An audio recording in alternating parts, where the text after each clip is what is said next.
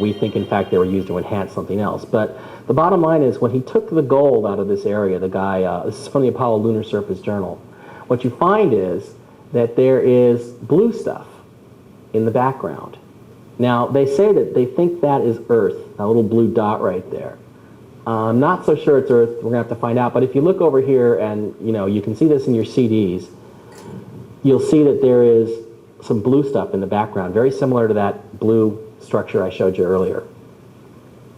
Well, apparently Neil Armstrong's job was to photograph, the reason he went out first, I think now, was to photograph the first Scottish Rite Freemason on the moon, who was Aldrin.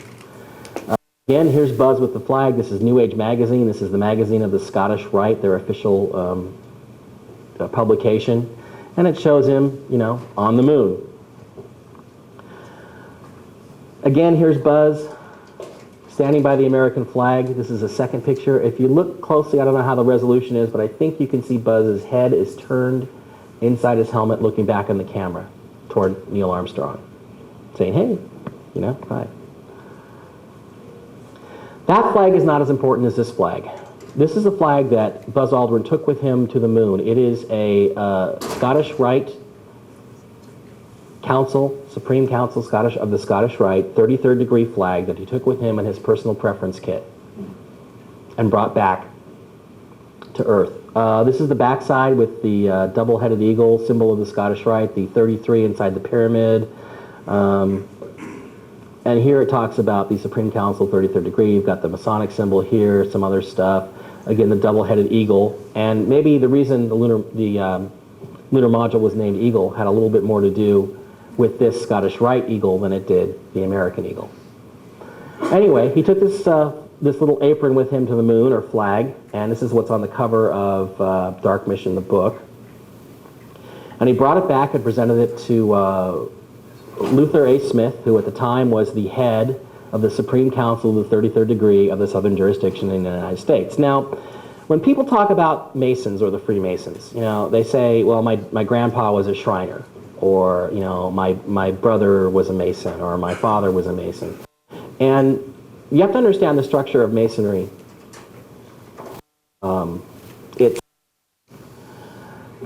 When we talk about a 33rd degree Mason, we're talking about only a very specific subset of Masonry. Basically, when you join the Masons, you have 3 levels, what are called the blue degrees, which are entered apprentice, fellow craft, and master Mason. Now, theoretically, master Mason is the highest rank you can obtain in Masonry. But there are also what are called appendant bodies. There's the 2 most prominent are the York Rite and the Scottish Rite. Now, if you look at some of these degrees as they are granted, there's a little triangle with a circle around it. They have all these different interesting names. And so all these other higher degrees, 4 through 32, in the Scottish Rite side of things, are other degrees that you can take, which basically in the U.S. they say, hey, you can take these. It's a way to learn more. You go through more rituals. You understand more about the teachings of Freemasonry. But they're not directly connected to the overall Masonic organization. Now, in addition to that, in the U.S., you've got the Southern Jurisdiction and the Northern Jurisdiction. So when we talk about the Freemasons, or we talk about a conspiracy at NASA involving the Freemasons, I really want you to get that we're only talking about the 33rd degree, which is a very small group because you have to be invited to join it, of the Southern Jurisdiction of the United States of the Scottish Rite.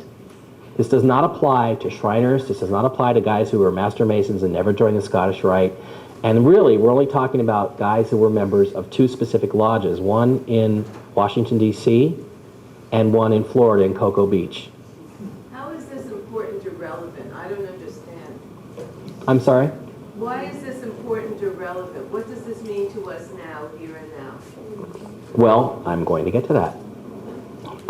Here's, again, some photos that were taken out of New Age magazine showing him meeting Ken Kleinknecht, this guy right here, who C. Fred Kleinknecht, who is a brother of a guy named Kenny Kleinknecht, who is, and again, here's the Scottish Rite symbol. C. Fred Kleinknecht, the guy that was shaking Buzz Aldrin's hand, in that previous image, is the brother of Kenneth Kleinknecht. Kenny Kleinknecht was a guy who ran the Project Mercury, Gemini, and Apollo programs. He was the program manager for the Command and Service Module on the Apollo program. His dad was Seafred Kleinknecht Sr., who was on the Scottish Rite 33rd Degree Council, and his brother eventually became the head of the entire Scottish Rite in Southern Jurisdiction in from 1985 to 2003, I believe. So Ken Kleinknecht was a guy who also had connections with the DoD. Now, he worked for Walter C. Williams, who was one of the single points of contact in the Pentagon between NASA and the Pentagon. So this guy was in a position to monitor all the information that went back and forth between the Pentagon and NASA at any given time, both directions. Here's the Kleinknecht family. This is Seafred here. Here's Kenny. Here's Dad.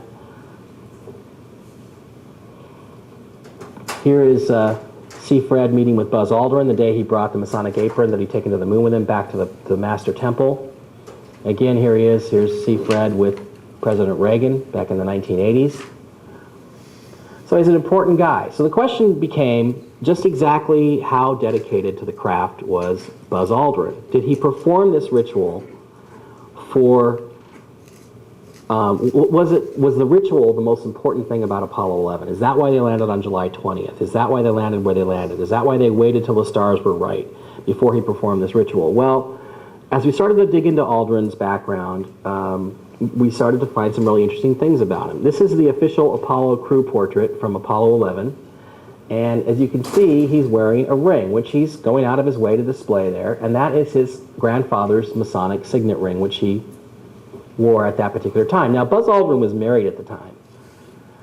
And I kind of wonder at that moment how his wife felt about the fact that he wore that ring instead of his wedding ring for the official crew portrait. And also here, it's the same ring, trust me, in the lunar module when Neil Armstrong took his picture a few moments after landing.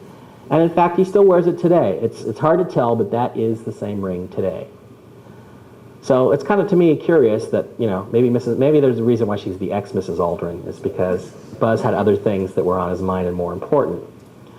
So it seemed like there was something going on with the Freemasons and NASA.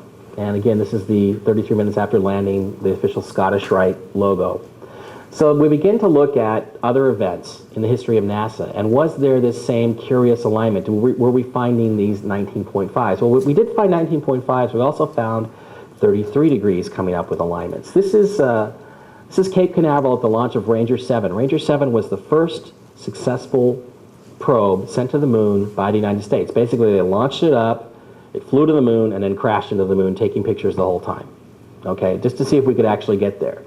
When they actually launched it, the moon was 33 degrees below the horizon, but it was at 33 degrees. So I thought, well, that's kind of interesting because there's 33 degrees in Scottish Rite Freemasonry.